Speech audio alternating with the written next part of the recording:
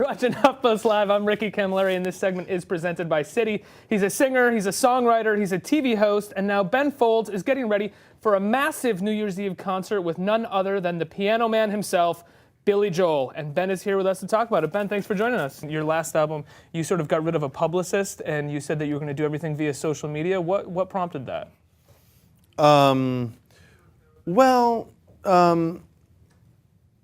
I think it just all kind of came about. We were in the studio and we didn't really want to start off with a record deal because we didn't know, we hadn't made a record together in 12 years. So we weren't really sure what was going to happen next.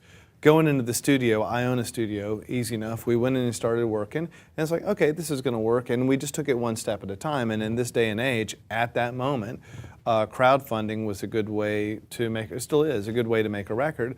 And so we just did it that way and did it more of a grassroots way because we can afford to. Mm-hmm. We had a lot of money put into us at one time, and so there are a lot of people who know who we are. I think that's a very difficult way for a new artist to do it. Mm-hmm. Are you trying to distance yourself from the actual record industry, from some of the major labels? No, not at all. I think you have to have a record company. Mm-hmm. There's a lot of talk about new models all the time, but really, it's very simple. Well, it's complicated, but it's easy enough to explain. Someone has to pay for a recording, mm-hmm. And then someone has to make copies of it and sell it to people and get it in their hands. And that whole process requires a label or someone. And if you don't have a label, then you have to be your own label, which means you have to take time that you normally would have been writing, mm-hmm. Making music to do that. And I think we're very frustrated because record labels shrunk and it got squeezed, and artists are trying to figure out how to do it themselves. And